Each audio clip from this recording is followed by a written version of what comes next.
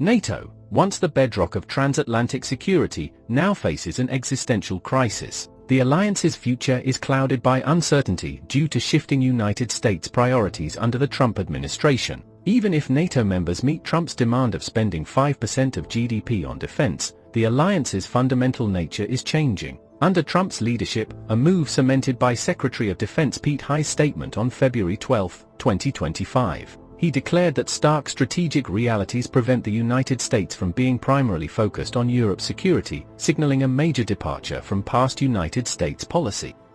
We're also here today to directly and unambiguously express that stark strategic realities prevent the United States of America from being primarily focused on the security of Europe. The United States faces consequential threats to our homeland. We must and we are focusing on security of our own borders. We also face a peer competitor in the communist Chinese with the capability and intent to threaten our homeland and core national interests in the Indo-Pacific. The U.S. is prioritizing deterring war with China in the Pacific, recognizing the reality of scarcity and making the resourcing trade-offs to ensure deterrence does not fail.